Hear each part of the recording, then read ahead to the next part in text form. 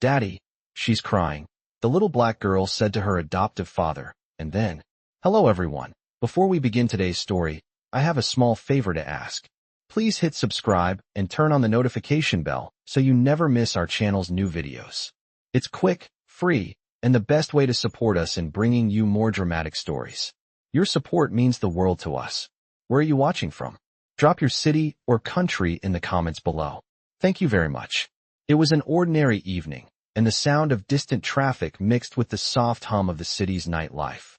But inside the house, a moment of chaos was about to unfold. Little Maya, a 6-year-old girl with wide, curious eyes, sat on the edge of the living room couch, her small hands clenched tightly around a stuffed animal. She was trembling, not from the cold, but from the heavy feeling in her chest that she couldn't quite explain. "Daddy, she's crying," Maya whispered, her voice shaking. She stood up, her little feet padding across the plush carpet. Her adoptive father, Mr. Carter, a man of wealth and power, was standing in the doorway of his office, on a call. He glanced at her briefly but didn't seem to understand the urgency in her tone. "Not now, Maya," he said, trying to wave her off gently, but Maya wasn't having it. "Daddy, it's important. She's crying," Maya repeated, her voice now louder, more insistent. Mr. Carter's expression softened at the sight of her distress. He ended the call quickly, his eyes narrowing in concern. He walked over to Maya and knelt down in front of her. "Who's crying, sweetheart?" he asked, his deep voice soothing but confused. Maya's eyes darted nervously toward the hallway where her adoptive sister, Lily, had been earlier, but now the house was eerily quiet. She pointed toward the staircase, her small finger trembling. "Lily, she's upset. I think she needs you." Mr. Carter's heart skipped a beat. Lily, his teenage daughter, had been quiet for days, withdrawing into herself more and more as if she were battling something he couldn't see. He took a deep breath and stood up. "Let's go check on her." As they moved down the hallway, Maya's small hand in his, Mr. Carter couldn't help but feel a tightness in his chest. Something was wrong, something deeper than just a teenage tantrum. He could sense it in Maya's voice, in the way she insisted that he go to her. They reached Lily's room, and the door was slightly ajar. Mr. Carter pushed it open gently, but what he saw stopped him in his tracks. Lily was sitting on the floor, her knees drawn up to her chest, her eyes swollen from crying. She looked up at them, her face a mixture of anger, frustration, and something he couldn't quite place. Maya tugged at his sleeve. "Daddy, she's really sad. I think she feels like she doesn't belong." The words hit him harder than he expected. The tension in the room thickened, and he could feel the weight of the situation pressing down on him. Maya's innocent words held a truth he hadn't fully understood until that moment. As he stepped forward, his gaze softened. "Lily," he said gently, "what's going on? Talk to me." Lily wiped her eyes with the back of her hand and shook her head, her voice barely above a whisper. "I don't belong here, Dad. You don't really understand me. You never have." The words stung, but Mr. Carter didn't flinch. He knelt down beside her, looking into her tear-filled eyes. "That's not true, Lily. You belong here, with us. I want to understand. Please, tell me what's really going on." A heavy silence filled the room before Lily finally spoke. "I'm not like you. I'm not like Maya. I'm different. I feel like I'm just a burden to you both." The words were like a punch to the gut. Mr. Carter felt a wave of guilt wash over him. He had been so focused on his work, on providing for them, that he had failed to see how deeply Lily was struggling. Maya, standing next to him, looked up at her father with wide eyes, as if waiting for him to fix everything. He knew, in that moment, that it was time to do more than just provide material comfort. He needed to show them that they were truly a family, not just by blood but by love and understanding. He pulled Lily into a gentle hug, a rare moment of tenderness between them. "I'm so sorry, Lily. I didn't know you felt this way. But I'm here now, and we're going to work through this together." As he held her, he felt the weight of his responsibilities shift. He had to protect them, not just from the world, but from the emotional scars they carried. And from that moment, things were going to change for all of them. I sat down on the couch, my mind still racing after what had just happened. The weight of Lily's words hung in the air like a dark cloud. I glanced at Maya, who was quietly sitting beside me, her small hands clutching her stuffed animal. She hadn't said much since we entered the room, but I could tell she was still worried about Lily. "Daddy, why is she so sad?" Maya asked, her voice barely above a whisper. I looked down at her, unsure how to explain. How do I explain to my young daughter the pain of a broken family, the hurt of a child who feels like she doesn't belong? How do I tell her that Lily's pain goes deeper than what I could fix with money or toys? I sighed, rubbing my temples. Sometimes, Maya, people feel like they're not part of something, even when they are, I said, trying to keep my voice steady. But we're a family, and families stick together. We'll help Lily. Maya nodded, but I could see the confusion in her eyes. She was just a little girl. She didn't fully understand the complexities of emotions, of guilt and shame, of feeling disconnected even when you are loved. But I knew I had to make things right. I had to find a way to make Lily see that she wasn't a burden, that she mattered to me. That night, I couldn't sleep. My mind kept replaying the conversation we had with Lily. Her words cut deep. "I don't belong here. You don't really understand me. You never have. How could I have let her feel that way? How could I have failed her, even after everything I had done to provide for her?" I thought back to when I first adopted Lily, just a few years ago. She had been so small, so fragile, and I'd promised to give her the best life possible. But now, it felt like I had failed her. I wasn't there when she needed me the most. I had spent so much time focusing on work, on providing the material things, that I had forgotten the most important thing of all, being there for her emotionally. The next morning, I woke up early and went straight to Lily's room. I knocked softly on the door before entering. She was sitting by the window, her gaze fixed on the view outside. She didn't look up when I entered, but I could tell she knew I was there. "Lily," I said gently, sitting down next to her. She didn't respond at first, but after a long silence, she finally turned to face me. "What's going on inside your heart, kiddo?" I asked, trying to sound calm, trying to sound like I had all the answers, even though I didn't. "I don't know," she said softly. "I just feel like I don't fit in here. Like no one really gets me." I looked at her, my heart aching for her. "I'm sorry you feel that way. I should have been there for you more. You're not a burden, Lily. You belong here with me and with Maya. You're my daughter, and I love you." Her eyes flickered with uncertainty, and for a moment, I thought she was going to pull away. But instead, she leaned into me, resting her head on my shoulder. I wrapped my arm around her, holding her close. We sat there in silence, the weight of her pain settling over us like a heavy blanket. I knew it was going to take more than just a few comforting words to make things right. It was going to take time. But in that moment, I promised myself I would do whatever it took to help her feel loved and wanted again. That evening, we sat down for dinner together as a family, something we hadn't done in a while. Maya and Lily ate quietly, but there was a palpable shift in the air. I could feel it. I could feel that this small act, this small moment of togetherness, was a start to healing, to rebuilding what had been broken. After dinner, I took both girls outside to the garden.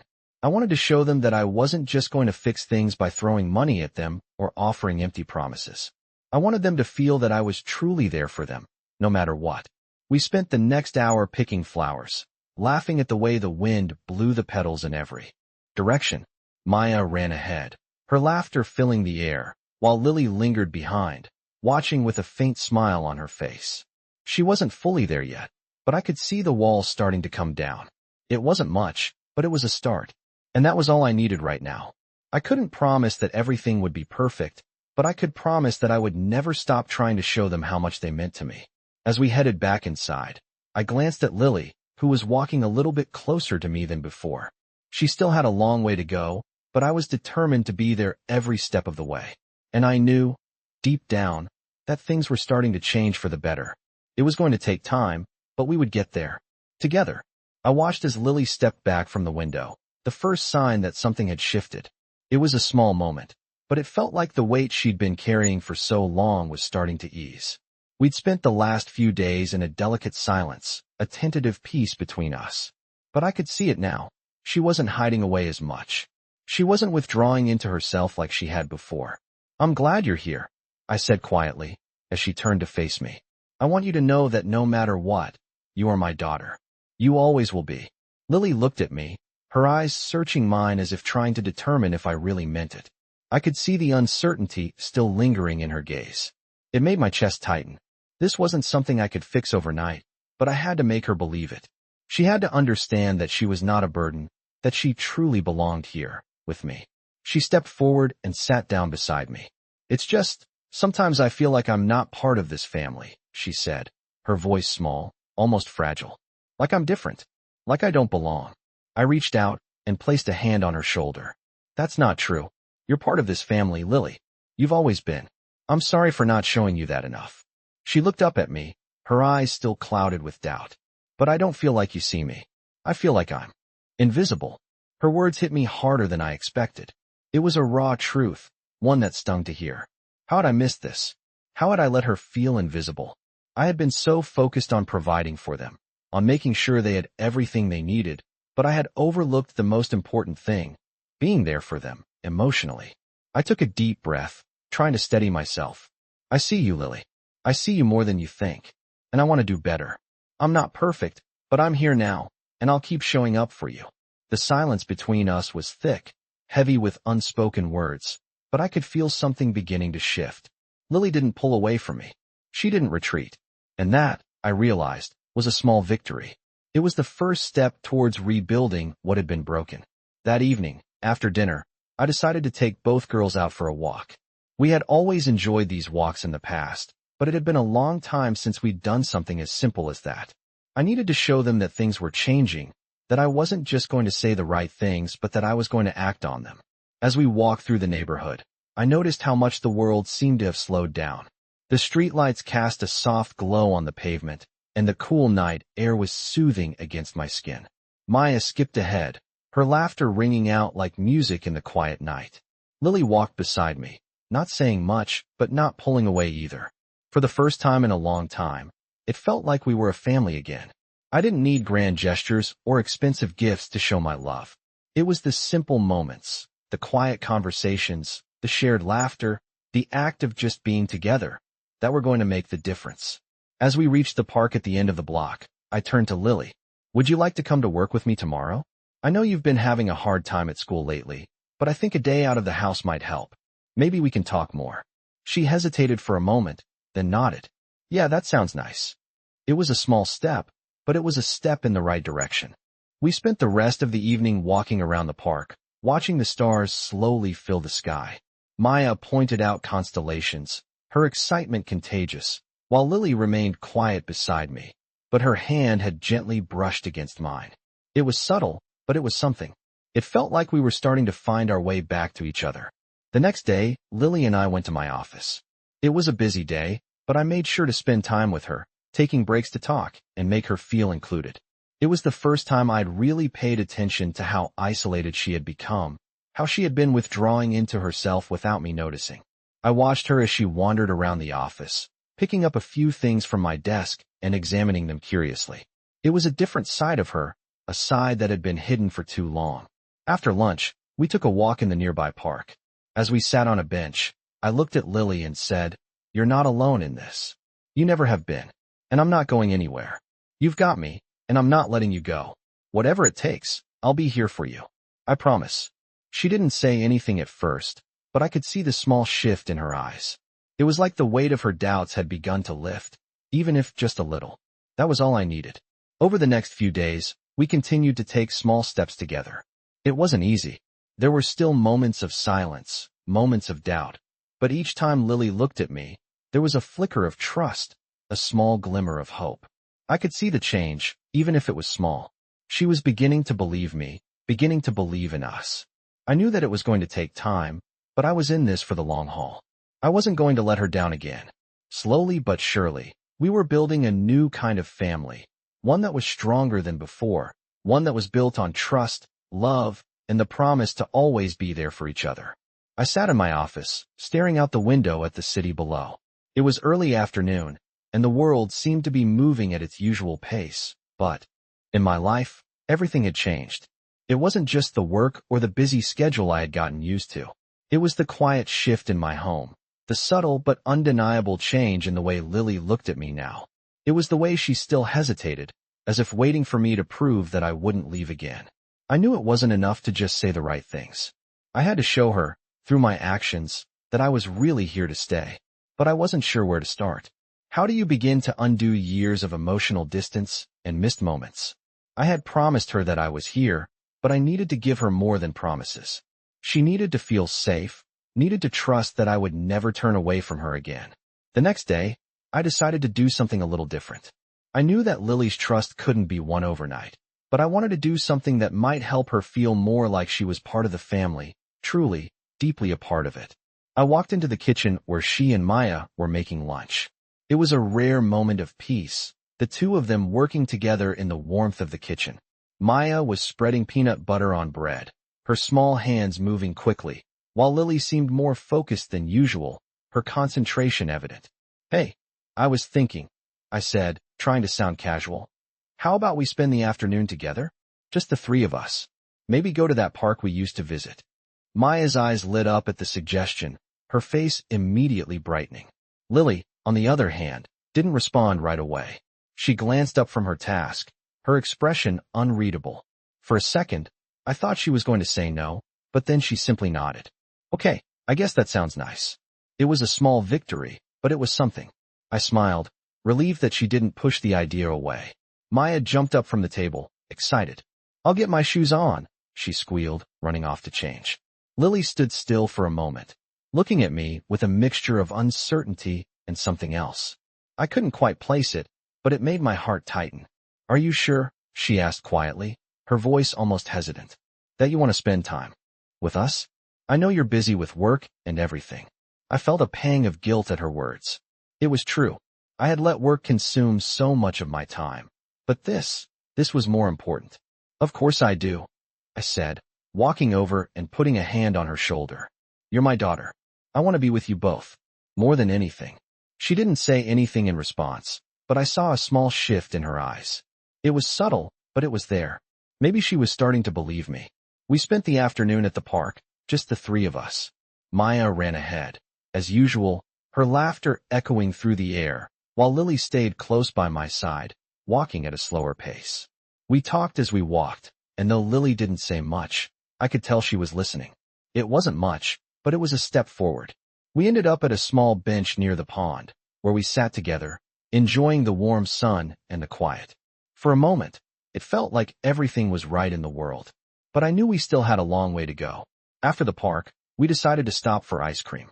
Maya's face lit up at the thought, and even Lily smiled a little.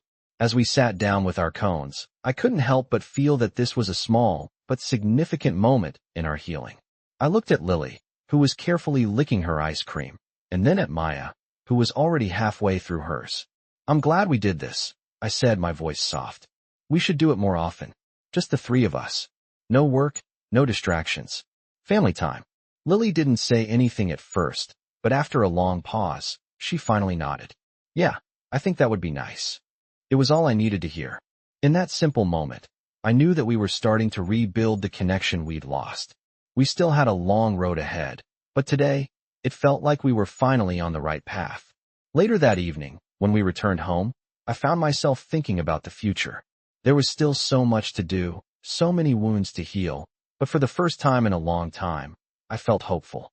It wasn't just about fixing things or making promises. It was about showing up, being present, and proving that I wasn't going anywhere. As I tucked Maya into bed later that night, she looked up at me and smiled. "Thanks for today, Daddy," she said. "I had fun."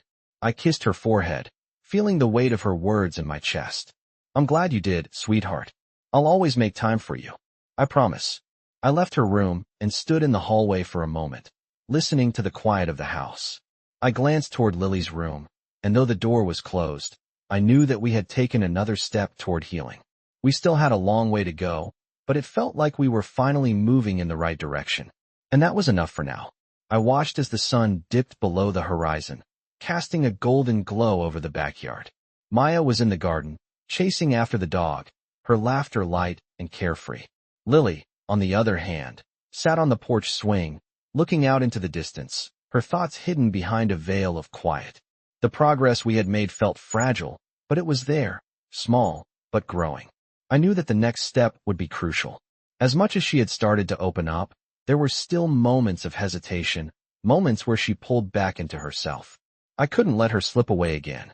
I walked outside, taking a deep breath of the fresh evening air.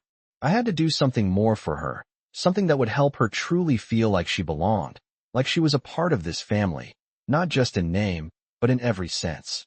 "Hey, Lily," I called softly, approaching her on the porch. She turned to face me, her eyes still holding that distant look. "Can we talk for a minute?" She nodded, but didn't say anything. I sat down beside her, careful not to crowd her space. For a moment, we just sat in silence, watching Maya run around in the yard. The sound of her laughter felt like a balm, but I knew it wasn't enough. Lily needed more. "I know things haven't been easy," I began, my voice steady. "And I know I haven't always been there for you the way I should have been." She glanced at me, her expression unreadable. "I just want you to know that I'm trying. I'm trying to understand you, to be the father you need me to be." Lily didn't say anything right away. She was quiet for a long time, as if weighing my words. Finally, she spoke. "I don't know if I believe you," she said softly. "You keep saying things will be different, but it feels like you're just saying what I want to hear." Her words hit me hard, and I could feel the weight of her distrust. It was understandable. I had let her down so many times before, always caught up in work, in responsibilities that seemed so important at the time. But now, in this moment, with her sitting next to me, I realized that nothing was more important than showing her that I was here for the long haul. "I understand why you feel that way," I said, my voice low and sincere. "But I'm not going to give up. I know I've made mistakes, but I'm willing to do whatever it takes to prove to you that you're not alone in this, that I'm not going anywhere." She looked at me, her eyes filled with so many emotions: anger, hurt, confusion. But there was also something else. A flicker of hope. I could see it, just barely. "I want to believe you," she said, her voice trembling. "But I don't know how." I reached out and gently placed my hand on hers. "We'll figure it out together," I said. "I promise. You don't have to go through this alone. We're family, and that means we support each other, no matter what." She didn't pull her hand away, and for the first time in a while, I saw her shoulders relax. It was small, but it was something. Over the next few days, things started to shift. Lily didn't completely open up right away, but there was a noticeable difference. She started spending more time with Maya, laughing more, engaging more. It wasn't perfect, and I knew there were still moments when she closed off, but I could see the cracks in her walls starting to form. She was letting me in, just a little bit more each day. One evening, after dinner, I asked Lily if she wanted to go out for a walk with me. She hesitated, but then nodded. As we walked down the quiet streets, I didn't say much. I didn't need to. The silence between us wasn't awkward anymore. It was peaceful. It was like we were both just present. For the first time in a long time, I felt like I was getting through to her. "I've been thinking," I said as we walked, my voice casual. "Maybe we could do something together this weekend. Just you and me. Something you've always wanted to do. No distractions, just us." She turned to me, her eyes wide. "Really?" she asked, her voice full of surprise. "Yeah, whatever you want. We could go to the zoo, or maybe catch that new movie you've been talking about. Anything you want." For a moment, she just looked at me, her face softening. Then, she nodded. "Okay, I think I'd like that." It wasn't much, but it was progress. And it felt like the start of something new. The weekend came, and we did exactly what we had talked about. It wasn't anything extravagant, just a trip to the zoo, followed by lunch at a little cafe. But for me, it was everything. It was time spent with her, no distractions, no work, no excuses. Just us. We laughed at the animals, talked about silly things, and for the first time in a long time, I felt like we were truly connecting. As we sat down for lunch, I looked at her, and I realized just how far we had come in such a short time. She wasn't the same girl I had adopted all those years ago. She had grown, she had changed, and she was starting to let me into her world. And I was starting to believe, truly believe, that we could get through this, that we could build something real together. "Thank you, Daddy," she said, her voice soft, but filled with meaning. I looked at her, surprised. "For what?" I asked. She smiled, just a little. "For not giving up on me." My heart swelled with emotion. "I'll never give up on you, Lily. I promise." That was the moment I knew we were on the right path. It wasn't going to be easy. There would still be challenges, moments of doubt, and plenty of setbacks. But for the first time, I felt confident that we would make it through. Together. I woke up to the sound of birds chirping outside the window, the first light of morning spilling through the curtains. It had been a peaceful night, with no disturbances, no shouting, just the soft rhythm of breathing in the house. Maya had already gotten up, her laughter echoing from the kitchen as she helped herself to cereal, and Lily was still in her room. It had become a new routine, Maya's carefree energy and Lily's quiet moments. Things were different, but they were good.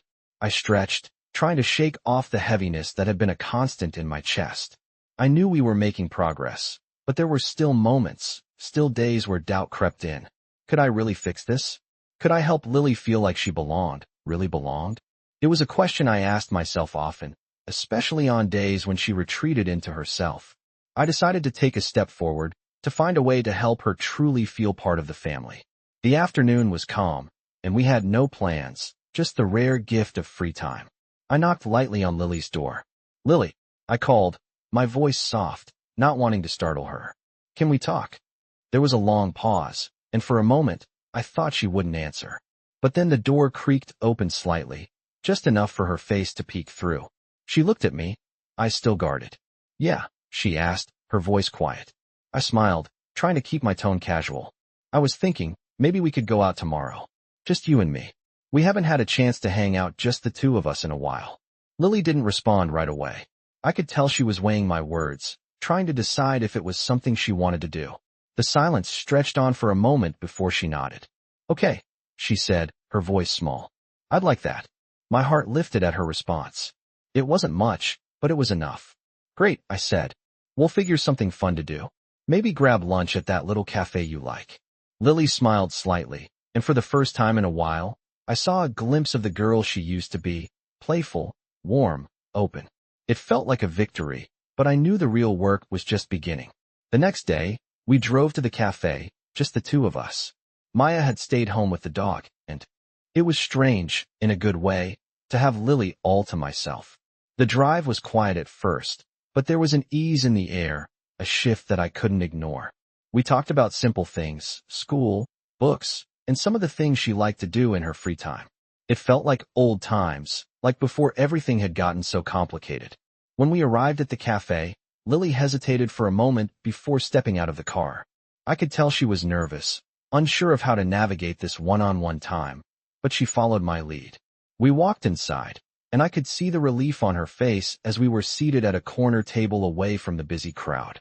She looked at the menu, then glanced up at me. "Thanks for this," she said softly, her voice carrying a hint of sincerity I hadn't heard in a while. "It's nice." I smiled, leaning back in my chair. "You're welcome. I'm glad we're doing this." We ordered lunch, and over the course of the meal, the conversation flowed more naturally. I could see the walls around Lily starting to come down, piece by piece. She wasn't as guarded as before, and though she wasn't completely open, she was starting to trust me again. As we finished our meal, Lily looked out the window, her expression distant for a moment. I could tell she was thinking about something, but when she turned back to me, there was a flicker of something I hadn't seen in a while. Hope. "I'm glad I'm here," she said quietly, as if testing the waters. "I mean, I've been thinking, maybe it's not so bad." I felt a lump form in my throat. I hadn't realized how much I needed to hear those words. "You belong here, Lily," I said, my voice steady but full of emotion. "You always have, and I'm never going to stop reminding you of that." She nodded, her eyes softening as she looked at me. For the first time in a long while, she looked like she believed me. After lunch, we took a walk around the park nearby. The sun was beginning to set, casting a warm glow over everything. It felt like the world had slowed down for just a moment, allowing us to breathe. As we walked, I asked her about her dreams, her hopes for the future. I wanted to know who she was beneath the surface, beyond the walls she had built. "I don't know," she said slowly. "I think I want to help people, like you do. You know, make a difference." I was taken aback by her words.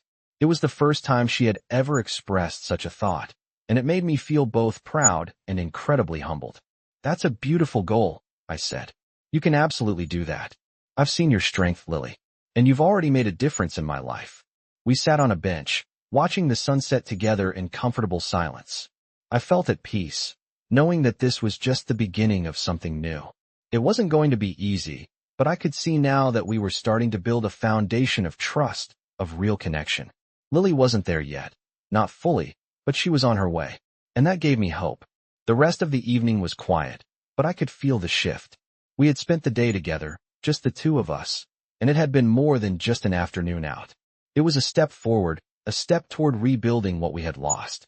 As we returned home, I knew that the journey was far from over, but for the first time in a long time, I felt like we were on the right path. And that was enough for now. I woke up the next morning with a sense of purpose that had been missing for a while. It was strange, like a weight had been lifted from my shoulders. The events of the past few weeks had made me realize just how much I had been avoiding, how much I had been holding back. But now, everything felt different. There was a shift in the air, a new energy in the house. It wasn't just the change in Lily's behavior, though that was certainly a part of it. It was the way I felt, ready to take on whatever came next, to truly show up for both of my daughters in a way I never had before. I could no longer let my work or my past mistakes dictate my future with them. I had to be present every single day. The sound of footsteps interrupted my thoughts as Maya walked into the room, her small frame appearing in the doorway. "Morning, Daddy," she said brightly, her usual excitement filling the room. She had always been the light in our family, the spark that kept things from getting too heavy. "Morning, sweetheart," I replied, smiling as I watched her bounce over to my side. "How are you today?" "Good. I'm going to help you make breakfast today," she announced, already pulling open the drawer for the spatula. "You're going to help me cook?" I asked, amused. "Yep. I'm going to be the best helper ever," she said, her eyes wide with determination. I laughed and stood up, ruffling her hair. "All right, let's see what you've got." The next hour passed quickly as Maya and I worked together in the kitchen, making pancakes and scrambled eggs. There was something special about these small moments, the simplicity of just being together, without the noise of the outside world. It was moments like this that reminded me how important it was to make time for each other. Just as we were finishing up, I heard the soft sound of footsteps from upstairs. Lily, who had been quiet the past few days, finally appeared at the top of the stairs. She hesitated for a moment, looking down at us, before walking over slowly. "Good morning," I said, my voice gentle. She didn't respond at first, but she did offer a small, hesitant smile before sitting down at the table. Maya immediately jumped up from her seat. "Lily, you have to try my pancakes. They're the best," she said excitedly. Lily looked at the plate in front of her, then at Maya, and for the first time in a while, I saw a flicker of something in her eyes. A warmth, a glimmer of that connection we had been missing. "Thanks," she said softly, taking the fork and cutting into the pancakes. As she took a bite, I couldn't help but watch her closely. It was a small moment, but it felt significant. She was slowly, carefully, opening herself up again. It wasn't going to be an easy journey, but we were making progress. After breakfast, I decided to do something different. I had been thinking about it for a while, and I knew now was the time to take that next step. I wanted Lily to feel truly a part of the family, to feel like she belonged. Not just in this house, but in our lives. "Lily," I said as she sat quietly, looking out the window. She turned to me, her expression neutral. "How would you feel about going to my office with me today? Just the two of us.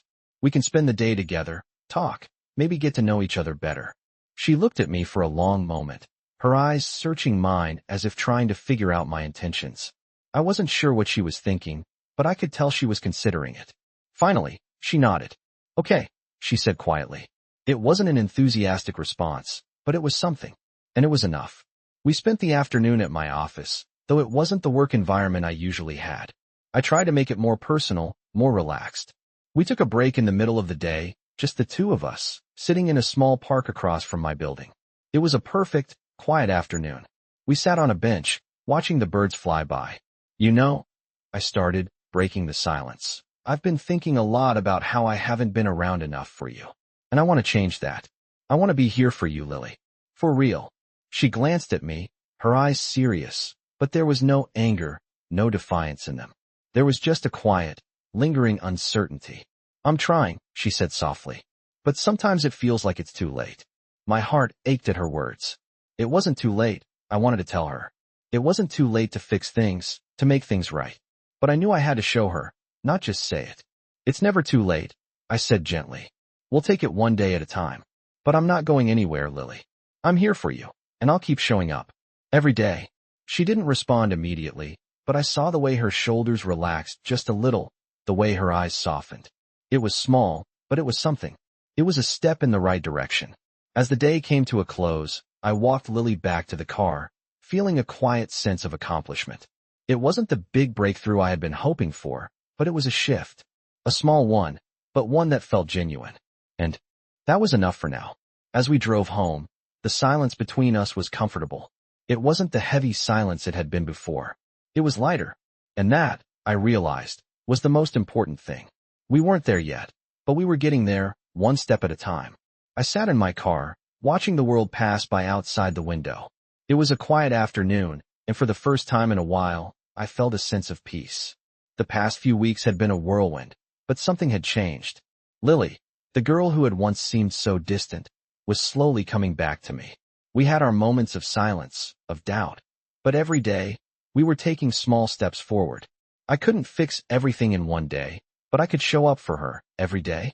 As the car idled in the driveway, I glanced at the rearview mirror and saw Lily in the back seat, her eyes still distant but no longer filled with the same anger and resentment. She was quieter now, but there was something different in the air. It wasn't the same heavy silence we'd had before. It was lighter, like the weight she had carried for so long was starting to lift. I got out of the car and walked around to her side, opening the door. "You want to go for a walk in the park?" I asked, offering her a gentle smile. She didn't respond immediately, but after a moment, she nodded. "Yeah, I guess so." It wasn't much, but it was something. We walked through the park, side by side, the cool breeze brushing against our skin. Maya had stayed home, so it was just the two of us again. It was different, in a good way. I could feel the shift between us, the gradual building of trust, the softening of the walls that had once seemed impenetrable. We walked in comfortable silence for a while, the sounds of birds and distant laughter from other park-goers filling the air. I could see Lily's eyes scanning the trees, the ground beneath our feet, anything to avoid direct eye contact. It was still hard for her to fully open up, but I knew that was okay. I didn't need her to say everything right away. Just being with her, walking beside her, felt like progress. "Lily," I said after a while, breaking the silence, "I want you to know that you're not alone in this. You don't have to carry all of this by yourself." She glanced at me, her eyes a little wary, but I could see the faint flicker of something.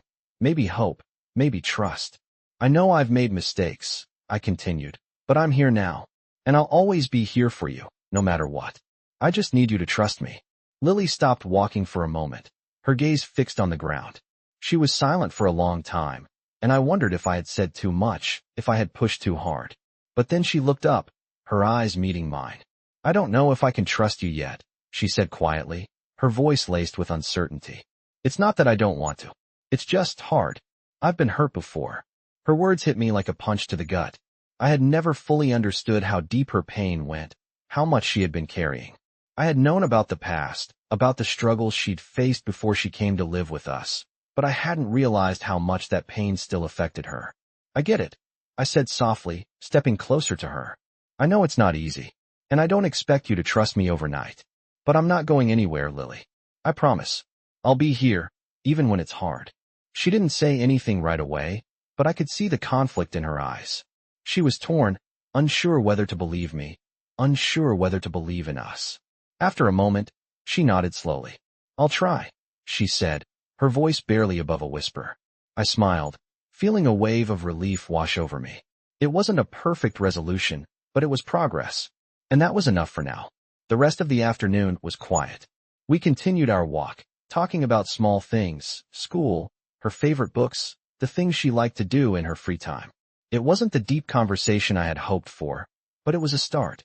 I knew that healing wasn't a straight line, that it would take time. But I was willing to wait. I had to be. After a while, we made our way back to the house. As we walked inside, I felt a shift in the air again. It was subtle, but it was there. The house felt more like home, more like a place where we were truly a family. As I prepared dinner later that night, I found myself reflecting on everything that had happened, the good, the difficult, and everything in between.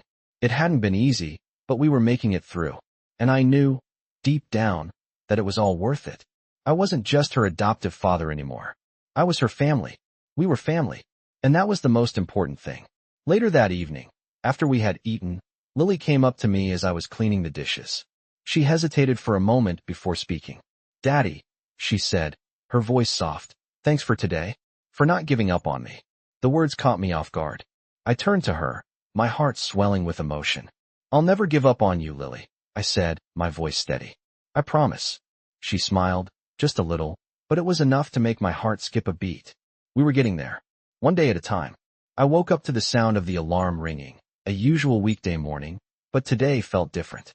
As the day broke through the night, I felt a shift in the air, a sense of anticipation, even though nothing specific had happened. Lily and I had shared more time together, and I knew that her walls were coming down, slowly but surely. She was starting to trust me again, even if it was in small, almost imperceptible ways. It had been a few weeks since our day at the park, and I could feel the progress. She smiled more often now, even if it was brief, and her silences weren't as heavy. Maya, as usual, brought her endless energy and light into the house, running around and filling every room with her laughter. As the morning passed, I decided it was time for us to take another step forward.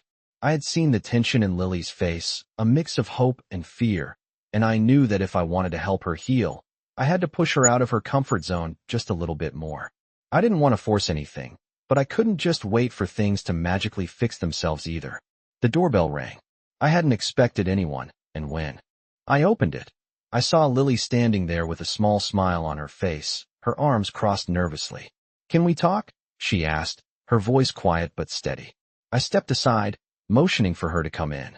"Of course," I replied, trying to sound as casual as possible, though inside I felt my heart race.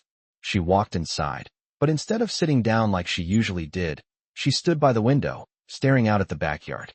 I sat down on the couch, not wanting to pressure her, but ready to listen whenever she was ready to talk. "I've been thinking," she said after a long silence. "I want to try to be part of this family. I know I've been distant, but I want to change that. I don't want to feel like an outsider anymore." My chest tightened as I listened to her words. It was exactly what I had hoped for, but hearing her say it out loud made me realize just how much she had been carrying. She had always been so strong, holding everything in, afraid of being hurt again. But now, here she was, telling me that she was ready to try. "Lily," I said softly, "you are part of this family. You always have been. I'm sorry I didn't show that enough." She didn't answer, but I could see the way her body relaxed slightly, a small, almost imperceptible shift. "It's just hard," she said, her voice quieter now. "I've been through so much. It's not easy to just let go of everything." I nodded, understanding completely. "I get it. I don't expect you to forget everything, but I want to help you heal. I'm here for you, every step of the way. And that means showing up, not just saying the right words." There was a long pause before she spoke again. I think I'm ready to trust you again. But it's going to take time." I smiled, a wave of relief washing over me. "We'll take it one day at a time," I said. "There's no rush. I'm not going anywhere." She turned toward me, her eyes a little softer now, a little warmer. "Okay," she said, her voice still hesitant but steady. "I'll try." It was a small step, but it was a huge one for her. It meant she was finally starting to believe that she could be loved, that she could be part of something. The rest of the day felt lighter somehow. We spent time together, the three of us, in the living room. Maya was drawing in her sketchbook, asking me a million questions as usual, while Lily sat next to me, her head resting against the arm of the couch. There was no forced conversation, no tension, just a comfortable silence. I could feel the shift in the room, in all of us. That evening, after dinner, we sat outside in the backyard, watching the stars slowly fill the sky. Maya was already in bed, exhausted from a long day, but Lily and I stayed outside for a while, talking about small things. The weather, school, and the future. It wasn't anything deep, but it was the kind of conversation that made me feel like we were finally starting to rebuild what we had lost. "You know," I said, breaking the silence, "I never really had a father growing up.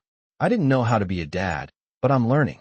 I'm learning from you, from Maya, and from the mistakes I've made." Lily turned her head to look at me, her expression soft. "I think you're doing okay," she said, the smallest of smiles tugging at the corner of her lips. "I can see that you're trying." Her words, though simple, meant everything to me. For the first time, I felt like she was starting to see me, not just as the man who had adopted her, but as someone who was truly there for her. We stayed outside for a while longer, just enjoying the peace of the evening, both of us sitting in the quiet understanding that things were changing. Slowly, but surely. The next day, I decided it was time to take another step. I wanted to show Lily that she wasn't just part of the family by name. I wanted her to know that she was a part of everything. That meant including her in more than just our day-to-day routines. I asked her if she would like to join me for a work event that I had planned for the evening. It wasn't a huge gathering, just a small dinner, but it felt like the right time. Do you want to come with me? I asked. She seemed hesitant at first, but after a moment, she nodded. Yeah, I think I'd like that. And in that moment, I knew that we were starting to move forward. One step at a time, but together. I woke up to the sound of the morning birds outside the window, their songs filling the quiet house. The sun had just started to rise, casting a soft light through the curtains. I took a deep breath, feeling the weight of the past few days pressing down on me. The changes, the progress, it all felt so fragile, like a delicate thread that could snap at any moment. But I knew I had to keep moving forward. I couldn't afford to let things slip back into silence, back into the distance that had once defined our home. The night before, after our evening together in the park, Lily had seemed more open, more present than she had in weeks. But there was still so much uncertainty in her eyes. I could see it in the way she hesitated to trust, to truly believe in the family we were trying to rebuild. She had started to show me glimpses of herself, of the girl beneath the walls, but I knew the road ahead would be long. I made breakfast, just the usual, pancakes and scrambled eggs, but it felt like a small victory. Maya was already running around, her energy always infectious, while Lily sat quietly at the table. She didn't speak much, but she didn't pull away either. It was progress, slow but steady. After breakfast, I decided it was time to do something different.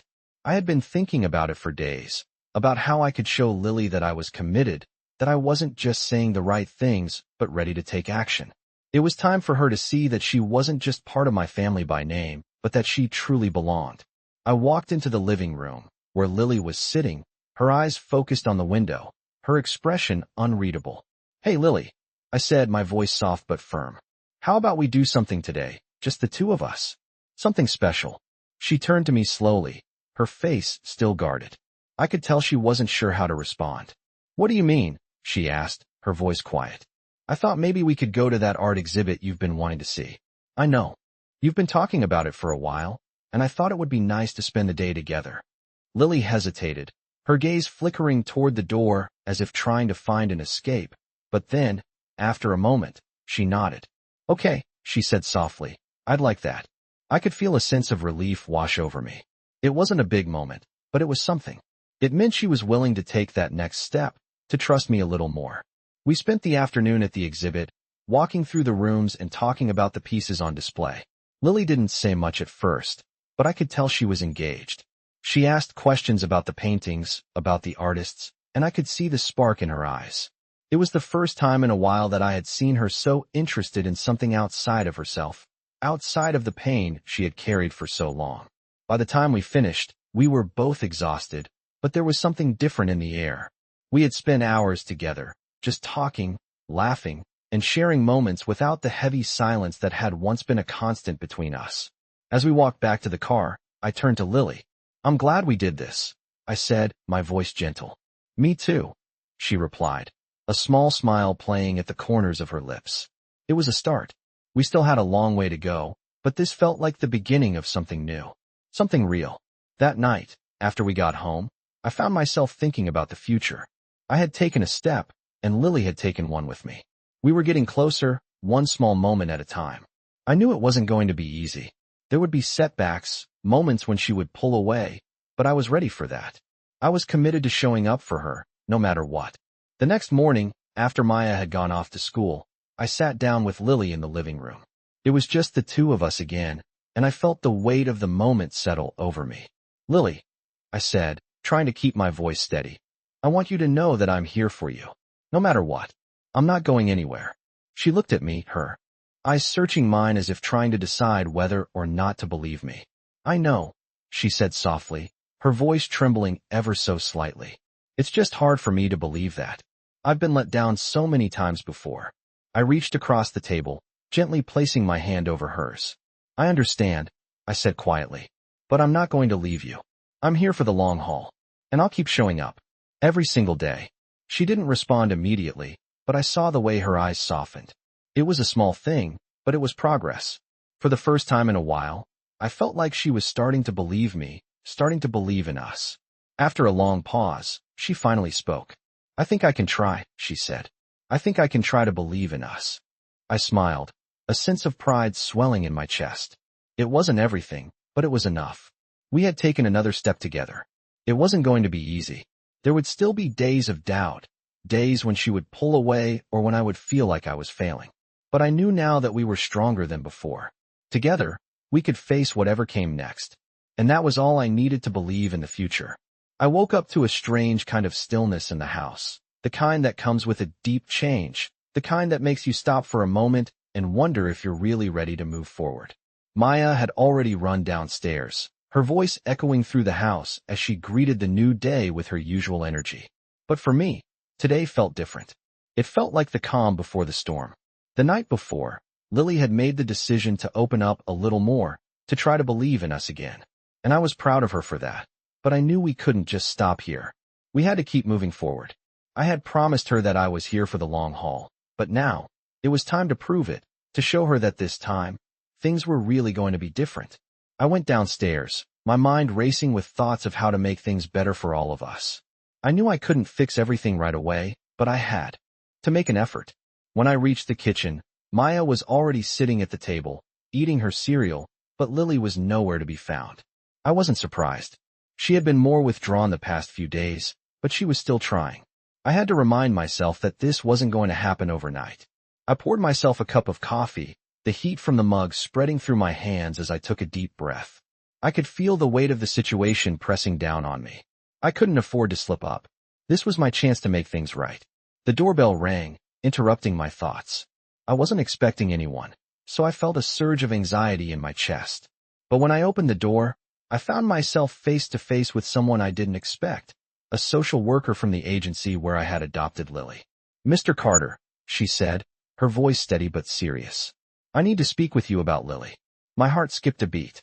I hadn't heard from anyone at the agency in months, and I knew this couldn't be good. "Is everything all right?" I asked, trying to keep my voice calm.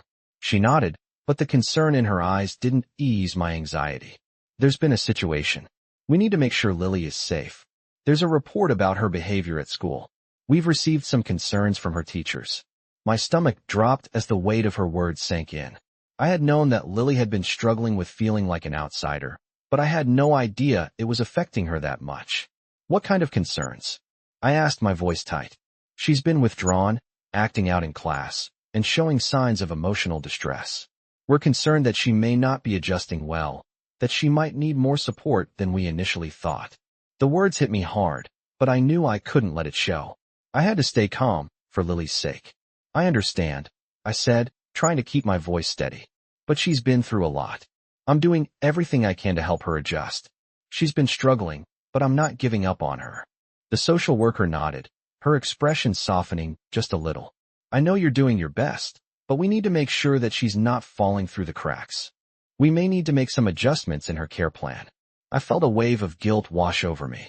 I had tried to do everything right, but now I was realizing just how much I had missed.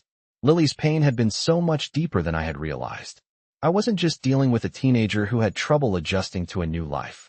I was dealing with a girl who had been through unimaginable loss, who had been through too much before she even came to me. "I'll do whatever it takes," I said firmly. "If there's anything you recommend, I'll make sure we follow through. I can't let her slip through the cracks." The social worker gave me a reassuring nod. "I know you're committed, but I want to make sure we're doing everything we can to help her." After she left, I sat down at the kitchen table, my mind racing. I thought about everything Lily had been through, about how much I had missed in the hustle and bustle of everyday life. I thought about how she had pulled away, how she had shut me out, and I realized that I had missed the signs. I had been so focused on fixing everything that I hadn't stopped to truly listen to her. I took a deep breath, trying to steady myself. I couldn't fix everything all at once, but I knew what I had to do. I had to make time for her. I had to show her, every single day, that she was safe, that she was loved, and that she wasn't alone. That afternoon, I made a decision. I was going to take Lily to her favorite place, a small art gallery that she loved to visit. It was something she hadn't talked about in a while, but I remembered how much she used to enjoy it. It was a place where she could feel free, where she could express herself without any judgment. I knew it was exactly what she needed. When I told her about the plan, her eyes lit up for the first time in days. She didn't say much, but I could see the spark of excitement in her eyes. It was a step, a small one, but it was a step. We spent the afternoon at the gallery, walking through the exhibits and talking about the pieces that caught her attention. She was quiet at first, but as the hours passed, I could see her opening up more. She asked questions, shared her thoughts, and even smiled a few times. It wasn't much, but it was more than I had seen from her in a long time. As we left the gallery, I felt a sense of relief wash over me. It wasn't just about the art or the place. It was about showing her that I was there for her, that I would take the time to be present with her. We were getting somewhere, and that was enough for now. I woke up to the soft sound of rain against the window, a steady rhythm that brought a sense of calm to the otherwise quiet morning. The house was still, but there was a shift in the air, something subtle, yet undeniable. The tension from the past weeks had started to dissipate, but the work was far from done. Lily had started to trust me again, and I was proud of how far we had come. But I knew the road ahead wasn't going to be smooth. There would still be bumps, still moments when she would pull away, still days where the walls would go back up. But I was ready for that. I had promised myself that I wouldn't give up, no matter how difficult it got. As the morning passed, I found myself sitting in the living room, going over some work I had put off. But my thoughts kept drifting back to Lily. I hadn't heard from her since she went up to her room after breakfast. She'd been quieter than usual the past few days, and I could feel the weight of the silence hanging between us. It wasn't that she was distant, but there were still moments when she withdrew into herself, when the pain she had carried for so long came rushing back to the surface. I couldn't blame her. She had been through so much more than any child should have to endure. I had tried to help, but I knew I couldn't fix everything. I could only be there for her, day by day, and hope that, in time, she would see that she wasn't alone anymore. I decided to give her space, but as the day went on, I couldn't shake the feeling that something was wrong. I stood up from the couch and walked towards the stairs, my steps slow and deliberate. When I reached her door, I knocked softly. "Lily," I called gently. "Can we talk?" There was a long silence before the door creaked open slightly. Lily stood on the other side, her eyes downcast, her expression unreadable. She looked up at me for a moment, then stepped aside, allowing me to enter. I took a deep breath, trying to steady myself, but I could see the unease in her posture, the way her shoulders were tense. "What's going on, kiddo?" I asked softly, my voice calm but concerned. Lily hesitated, her eyes flickering towards the window, as if she were searching for an answer in the rain. "I don't know," she said quietly. "I feel like I'm not really part of this anymore." The words hit me like a punch in the gut. I had thought we were making progress, but hearing her say that, it was clear we still had a long way to go. "Lily, you are part of this," I said, my voice firm. "You've always been part of this family. I don't care what happened before. What matters is now, and I'm here. We're a family. We always will be." She looked up at me, her eyes filled with doubt. "But how can I believe that?" she asked, her voice trembling. "How do I know you won't just leave again?" I felt my heart ache for her. I had never realized how deeply she had been scarred by her past, by the people who had let her down. "I'm not going anywhere," I said, my voice steady. "I know I've made mistakes. I know I've hurt you, and I'm sorry for that. But I'm here now, and I'm not leaving. I'll prove that to you, every single day." There was a long pause as she stared at me, her eyes searching mine for any sign that I was telling the truth. I could feel the weight of her uncertainty, the wall she had built around herself. But I wasn't going to back down. I had to break through. "I don't expect you to trust me overnight," I continued. "But I'm not going to give up. I'll keep showing up for you. I'll keep showing you that you're not alone." Lily stayed silent for a moment, and I could see the internal struggle playing out in her eyes. Finally, she spoke. "I'm trying," she said softly, her voice almost a whisper. "I don't know how to trust you yet, but I want to try." I nodded, my heart swelling with hope. It wasn't a guarantee, but it was a step in the right direction. "That's all I can ask for," I said, a small smile tugging at the corner of my lips. "We'll take it one day at a time, Lily. I'm not rushing anything. I just want you to know that I'm here for you. I always will be." She nodded, and for the first time in a long while, I saw a small glimmer of hope in her eyes. It was a subtle shift, but it was something. As I left her room, I felt a sense of determination rise within me. We were getting there, step by step, and I wasn't going to stop. That evening, after dinner, I decided to take Lily for another walk. This time, we didn't go to the park or the gallery. We just walked around the neighborhood, in the quiet streets that we had both grown familiar with. We didn't talk much, but the silence wasn't uncomfortable. It was the kind of silence that spoke volumes. Comfortable, steady, like we were both finding our way back to each other. After a while, I stopped and turned to her. "You know, I'm really proud of you," I said, my voice low but sincere.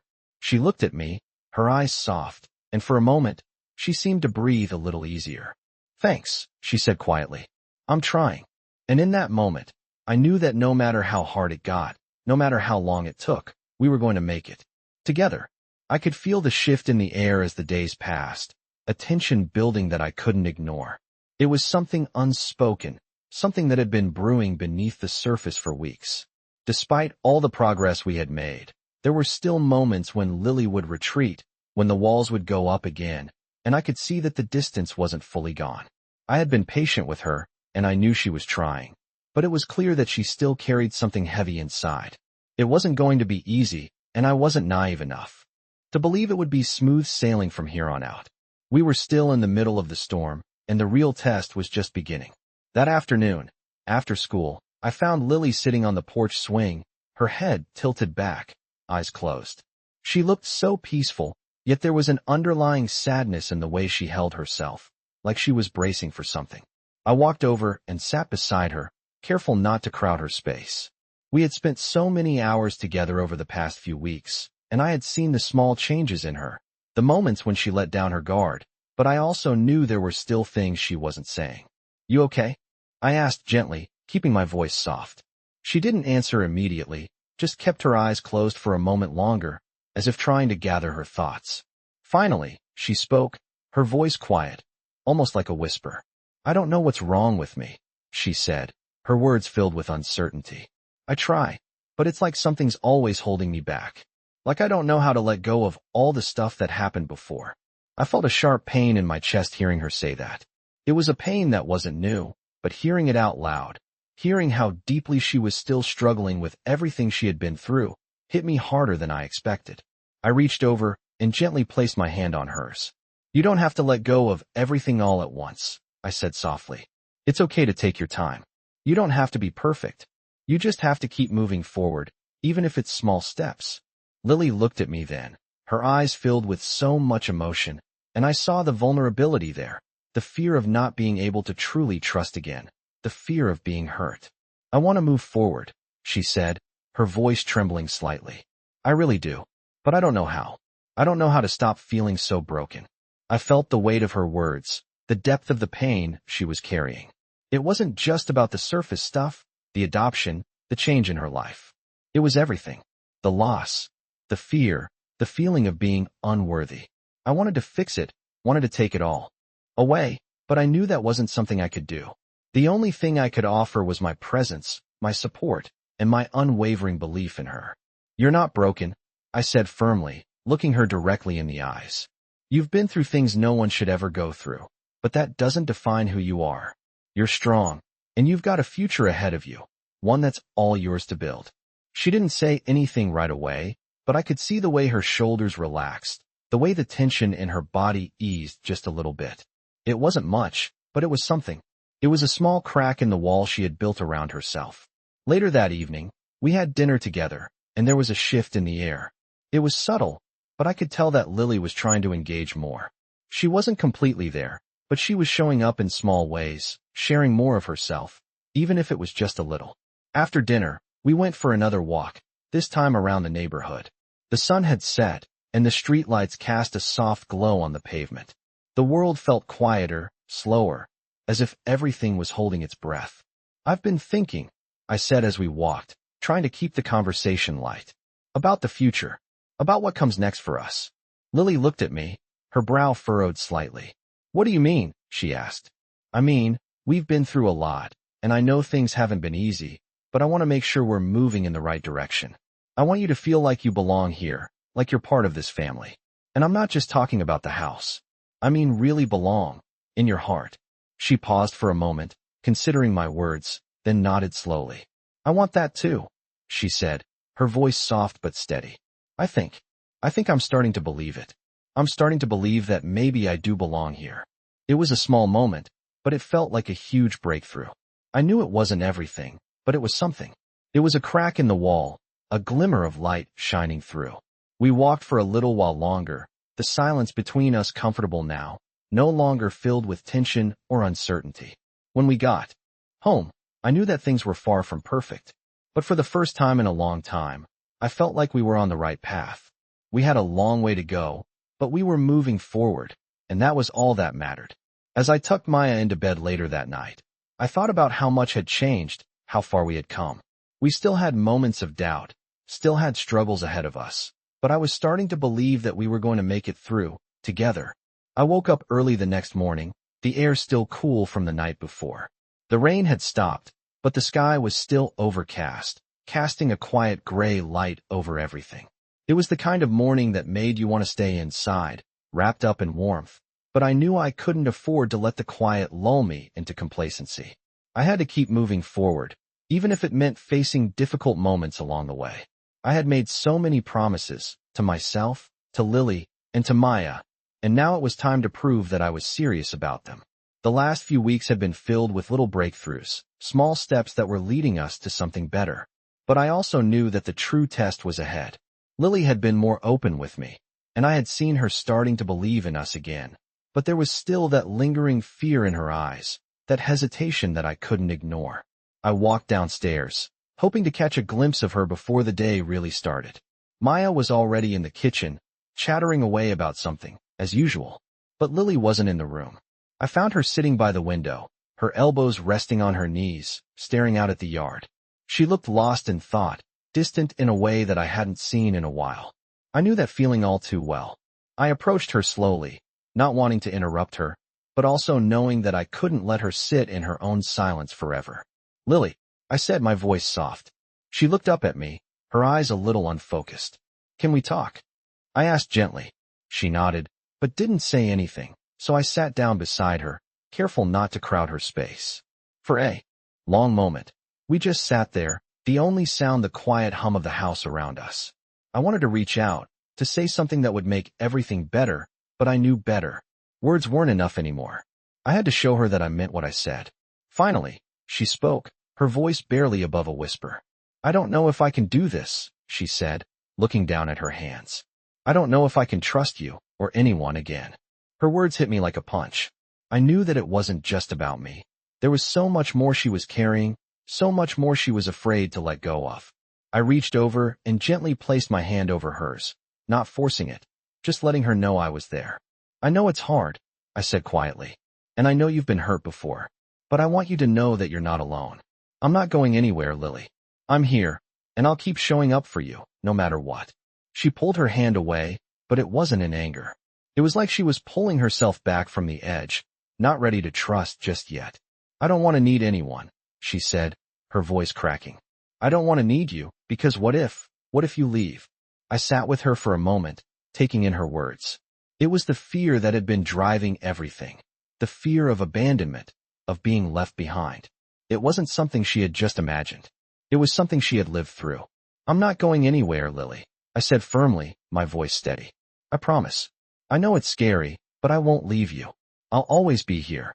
She looked at me then, her eyes filled with that same fear, but there was a flicker of something else, something I hadn't seen before. Hope. It was small, fragile, but it was there.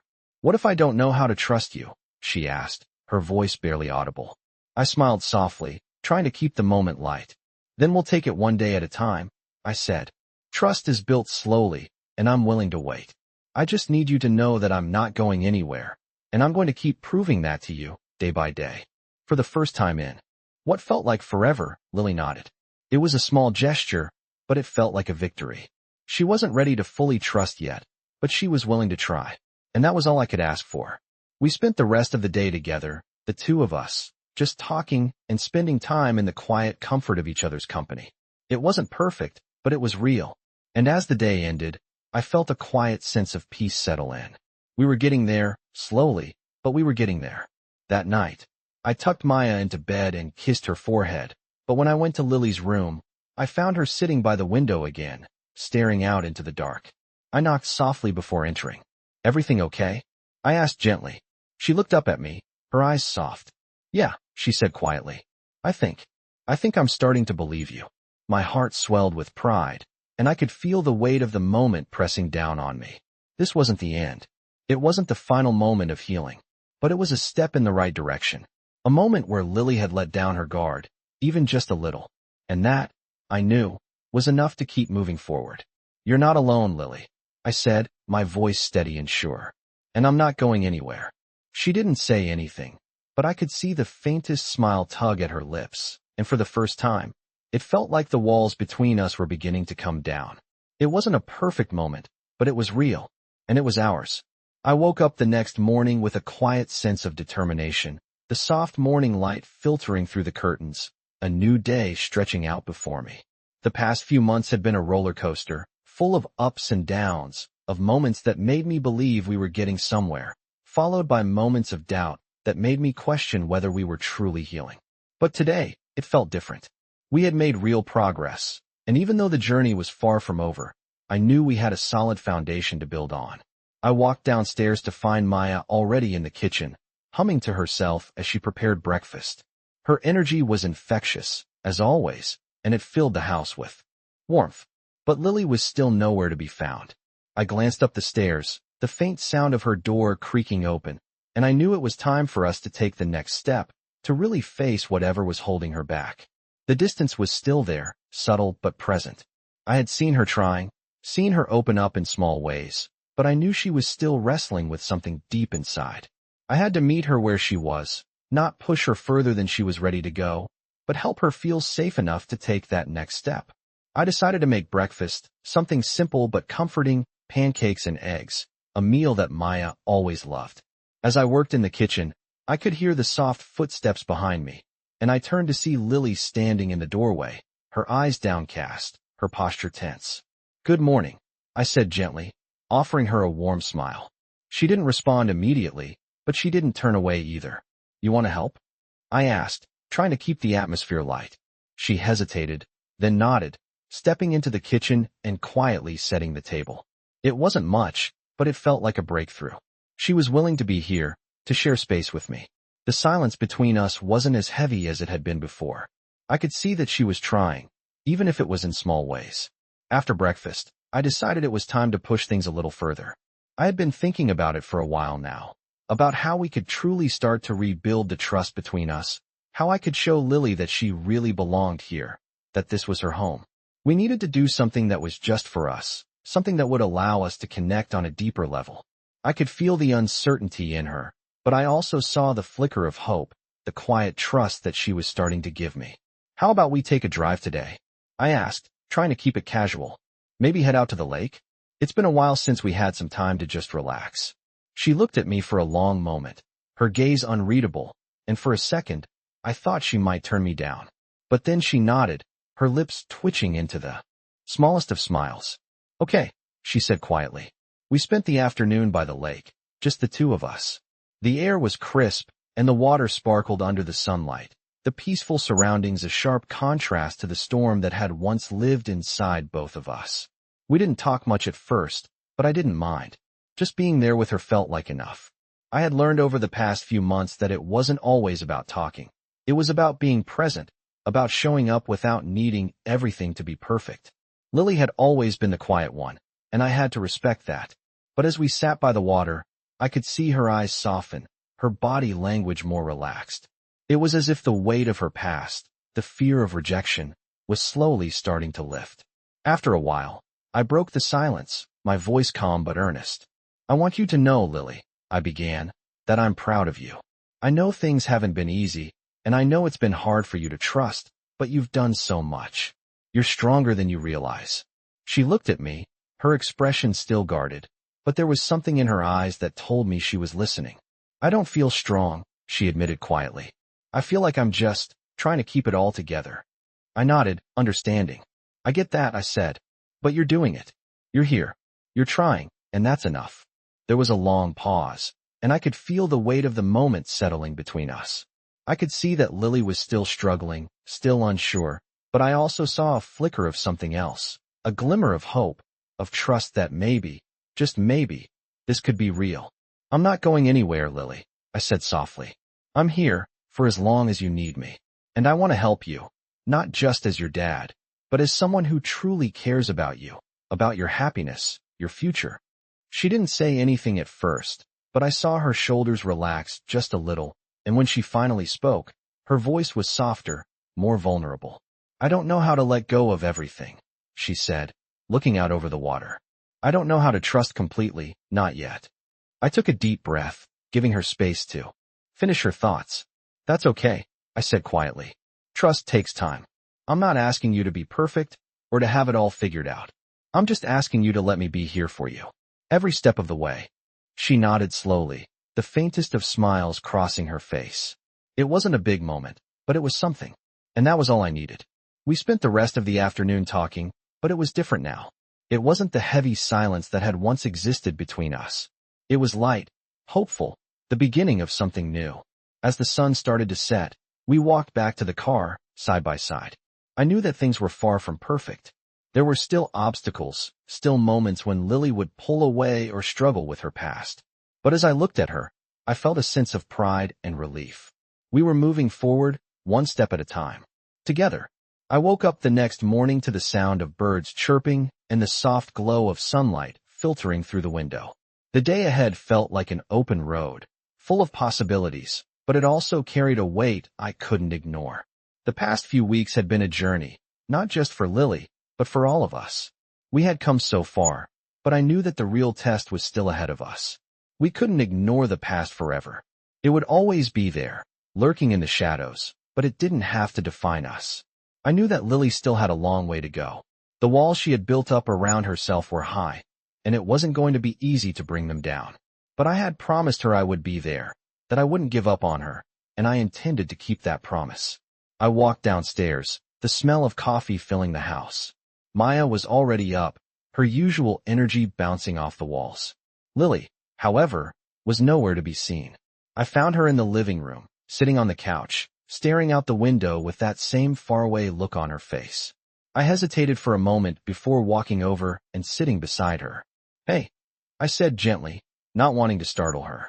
She turned to look at me, her eyes soft but guarded. Morning, she replied quietly. I could tell she wasn't in the mood for small talk, so I didn't push her. I just sat there, letting the silence stretch between us. It wasn't uncomfortable, but it wasn't easy either. I knew she was still processing everything. The adoption, the changes, the things she had been through before she came to us. You want to talk about it? I asked after a few moments. She didn't respond at first, her gaze drifting back out the window. I could feel the weight of her silence pressing down on me. I know you've been trying, Lily, I said, my voice steady. And I know it's not easy. I just want you to know that I'm here. You don't have to go through this alone. She looked at me then, her eyes searching mine, as if trying to decide if she could trust me. After a long pause, she spoke, her voice barely above a whisper. I don't know how to let go of everything. How do I stop feeling so broken? The words hit me like a wave, crashing over me with their raw honesty. I had known she was struggling, but hearing her say it out loud made it real in a way I hadn't fully grasped before. I reached over and placed my hand on hers, trying to offer her some comfort. You don't have to let go of everything all at once, I said gently. You don't have to be fixed. I'm not asking you to forget what happened. I just want to help you heal, even if it takes time.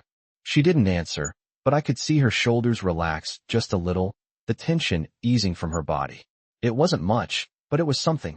It was a crack in the wall, a small shift that told me she was starting to believe that maybe, just maybe, she could trust me again.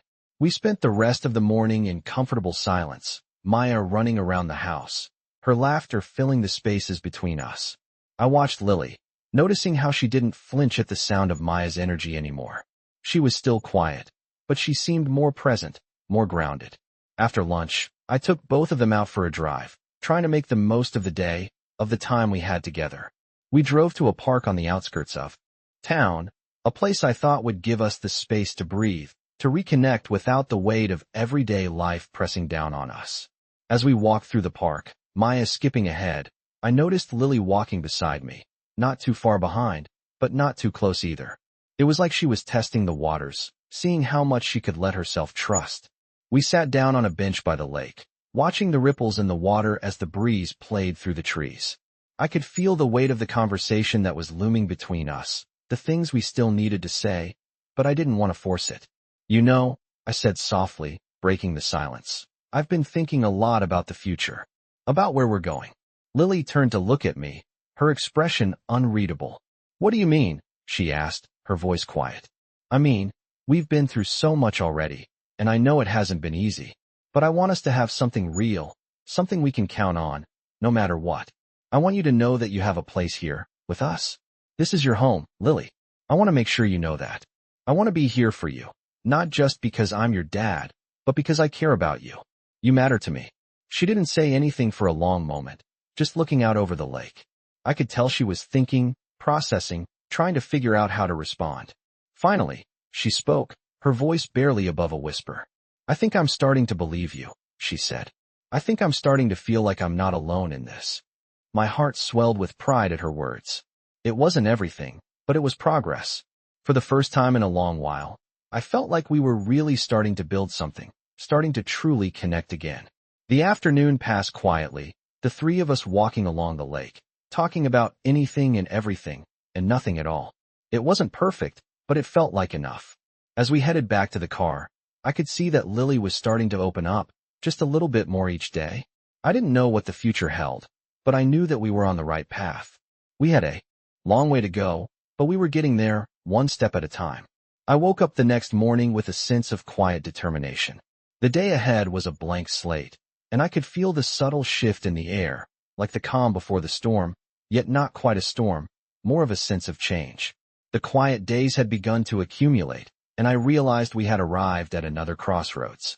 Lily was doing better, but there were still moments when I could see her pulling back, like a part of her was still not ready to completely trust. I understood that, of course. Her past had been filled with too much hurt, too much uncertainty, and the scars it left were not easily erased. But she was trying, and I was trying too. For the first time in a while, I felt the weight of the responsibility, but I also felt a sense of pride for how far we'd come. As the day progressed, I found myself thinking about what it meant to be a father, not just in the traditional sense, but in a deeper, more emotional way. I wanted to be the kind of father Lily could rely on, the kind who showed up no matter what, the kind who made sure she felt safe, loved, and most importantly, not alone. I went downstairs to find Maya already up, her energy bouncing through the house like it always did. I smiled, watching her move around the kitchen, helping herself to cereal and setting the table. She was a light, a constant reminder of what love and joy looked like when you allowed yourself to feel fully. Lily, however, was still in her room. I wasn't surprised. She had been quieter lately, retreating more and more into herself as the days went by. I knew she was processing everything, her past, her emotions, and the new family she was still adjusting to. I had to remind myself that she wasn't shutting me out on purpose.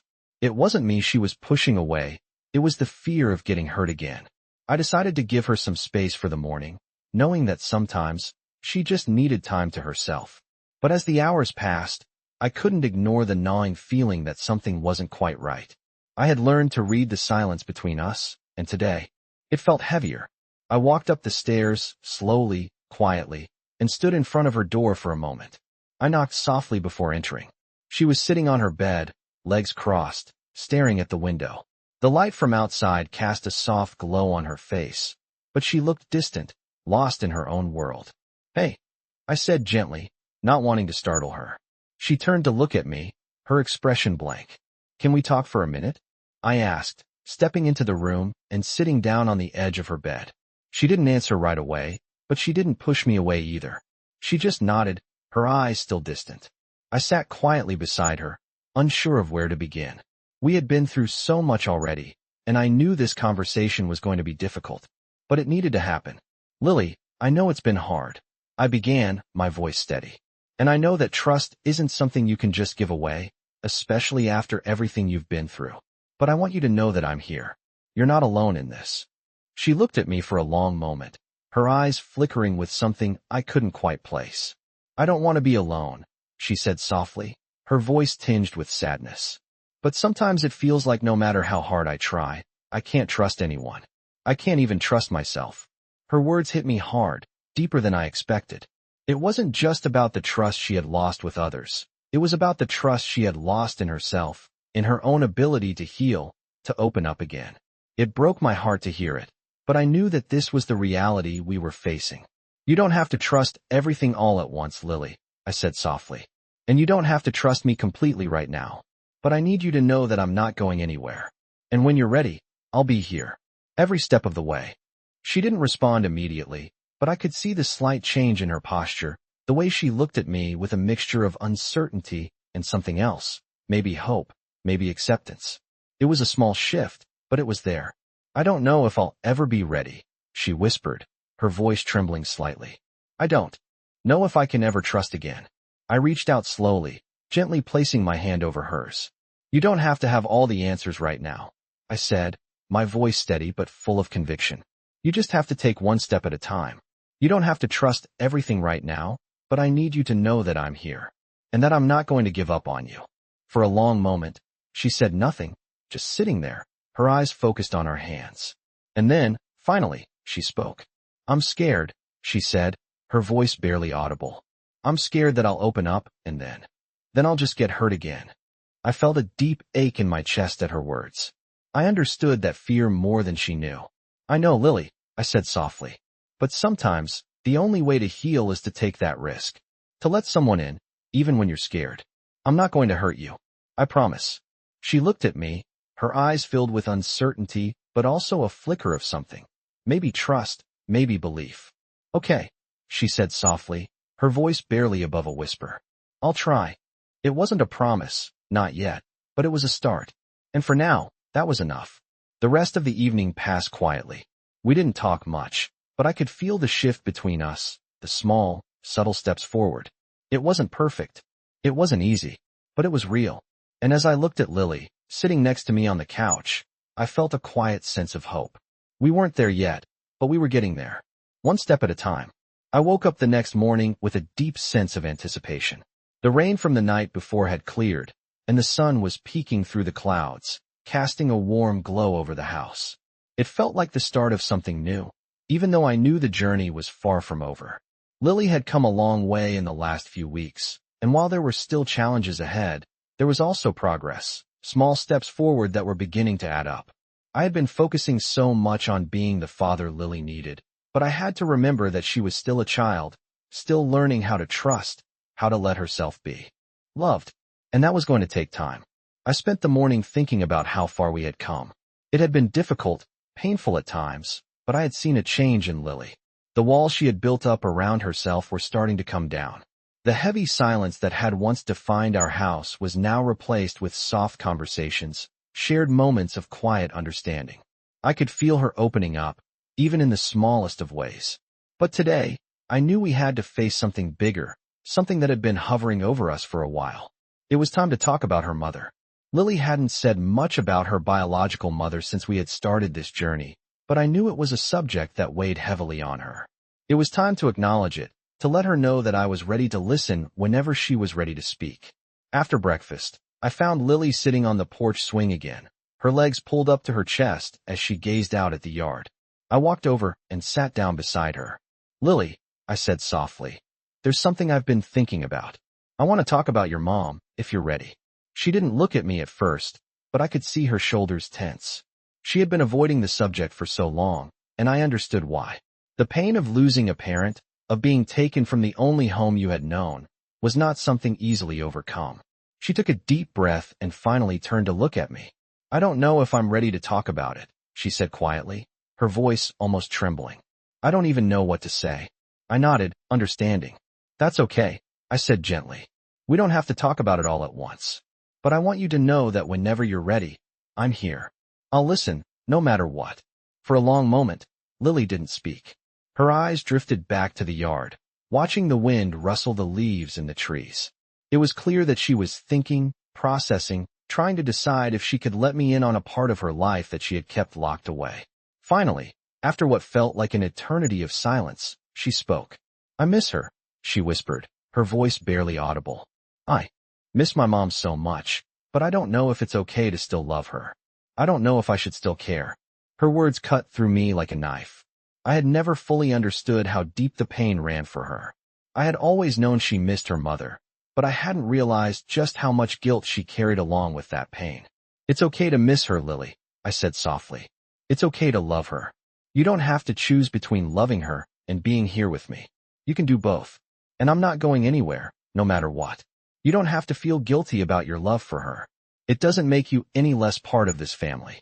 Lily looked at me, her eyes filled with tears, and for the first time in a long time, I saw the raw vulnerability in her eyes. It was like a dam had broken, and I realized just how much she had been holding in. I reached out and pulled her into a hug, holding her close as she began to cry. It wasn't just about her mother. It was about everything. The abandonment, the fear, the uncertainty that had been with her for so long. She had been carrying it alone for so long. And now, finally, she was letting someone in. It was a breakthrough, a moment I had been waiting for. After a while, Lily pulled back, wiping her eyes with the back of her hand. I don't want to feel like this anymore, she said, her voice raw with emotion. I don't want to feel like I'm stuck in the past, like I can't move forward. I smiled at her, gently brushing a strand of hair out of her face. You don't have to stay stuck, Lily, I said softly. You're moving forward every single day. And you don't have to do it alone. You have me. And you have Maya. We're your family. And we're here for you. For the first time in a long time, Lily smiled. A small but genuine smile that reached her eyes. It wasn't everything, but it was everything. In that moment, I knew we were on the right path. There was still more healing to do, still more work ahead. But for the first time, Lily was letting herself believe that she could heal, that she could move forward. And that meant everything to me. We spent the rest of the day together, just the two of us, talking and walking, exploring the park near our house. There was no rush, no pressure, just the quiet, steady rhythm of time passing. We didn't need to say anything else. We had already said what needed to be said. That night, after Maya had gone to bed, Lily came to me, her face soft and open. Thanks for today, she said quietly. I think I'm starting to understand what it means to have a family. I hugged her tightly, my heart full. You're not just starting to understand, Lily, I said, my voice steady but filled with emotion. You already are part of this family. And you always will be. She smiled again, that same soft smile, and for the first time, I felt the weight of her past lift, if only a little. It was enough. For now, it was enough. I woke up to the quiet hum of the morning, the air cool with the promise of a fresh start.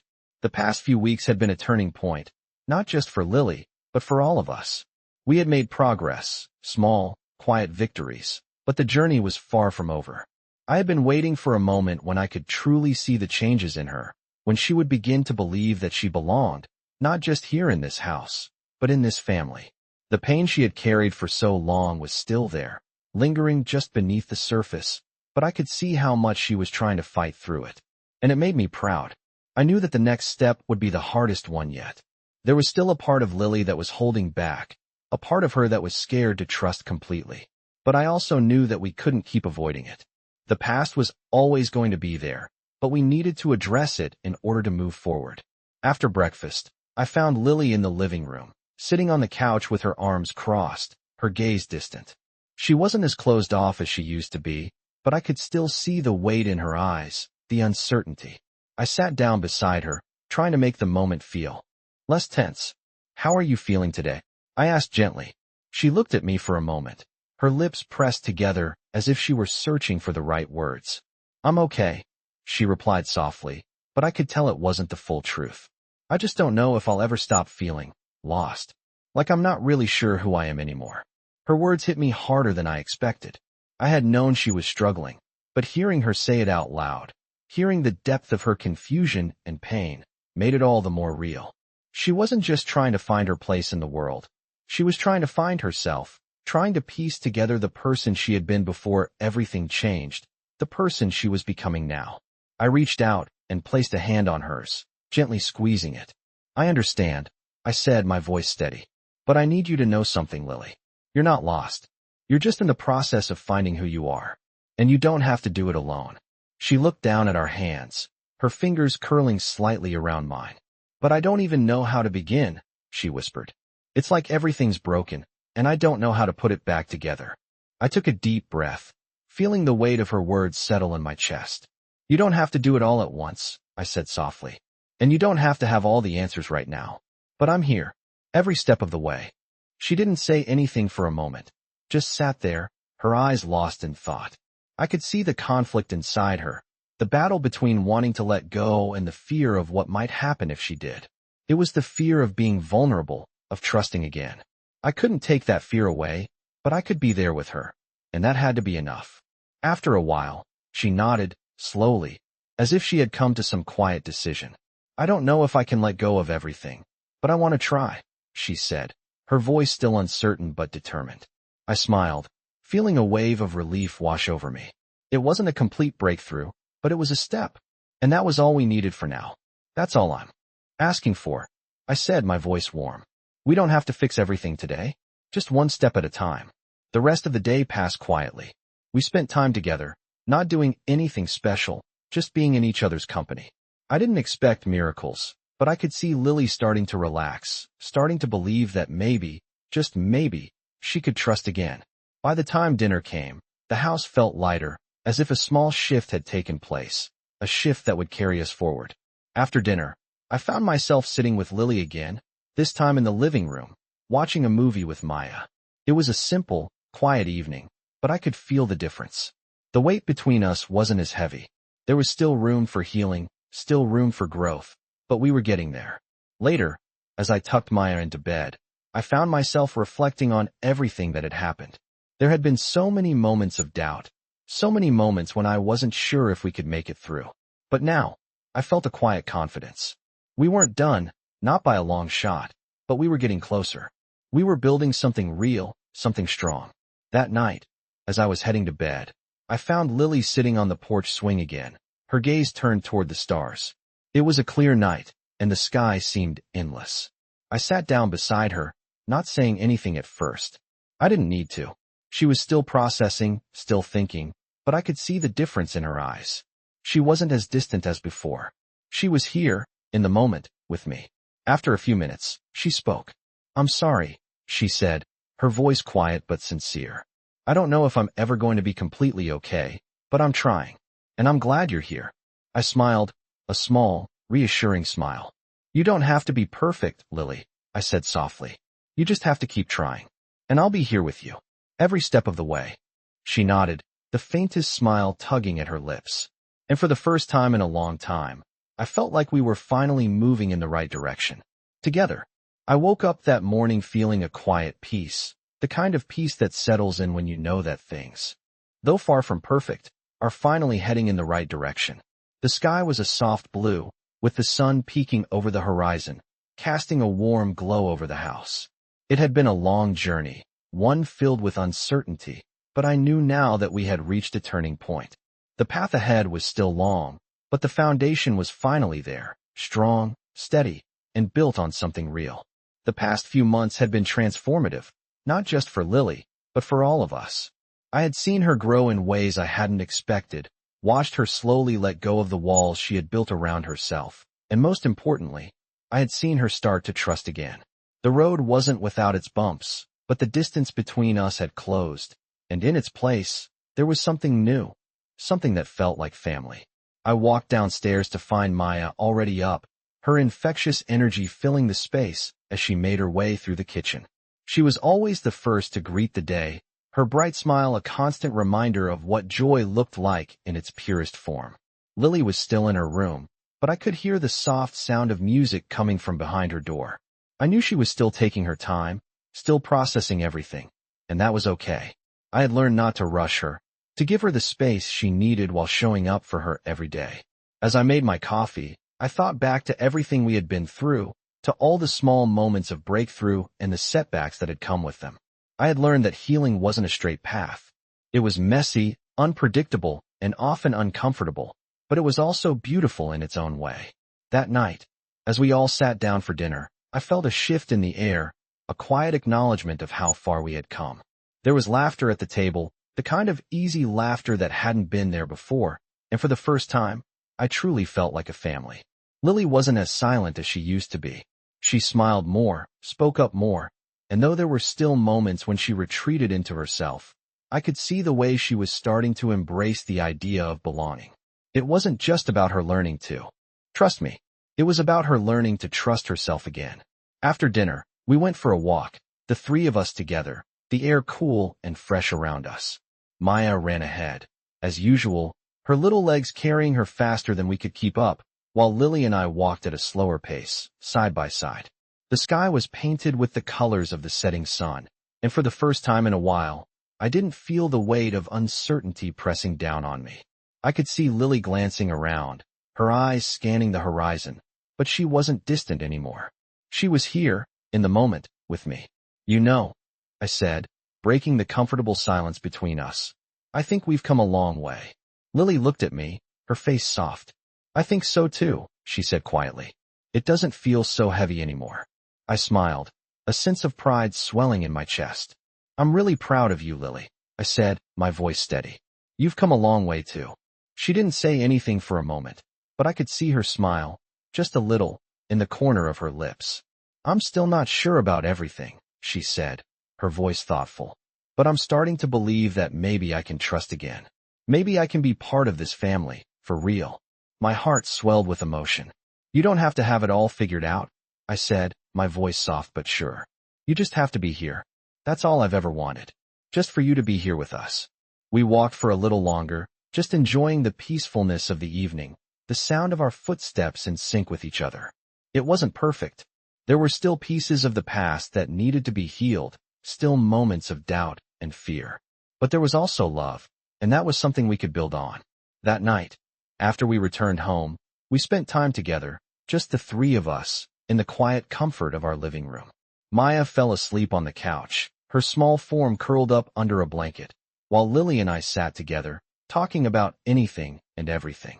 It wasn't the deep, emotional conversations I had imagined, but it didn't matter.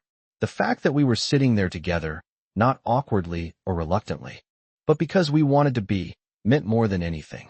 As the night ended, I kissed Maya goodnight, and then went to Lily's room. She was sitting at her desk, looking at something she had drawn earlier. I knocked softly on the door before entering. How are you feeling? I asked, leaning against the doorframe. She turned to me, her eyes warm. I'm okay, she said, her voice steady. I'm still figuring things out, but I think I'm starting to see where I fit in. I don't feel so lost anymore. I walked over and sat beside her, placing a hand on her shoulder. I'm proud of you, I said, my voice thick with emotion. I know it hasn't been easy, but you're doing it. You're finding your way. She smiled at me then, a real smile that reached her eyes, and in that moment, I knew that we had made it. We had come so far, and while there was still more to come, we were finally on the other side of the worst of it. Together. Family.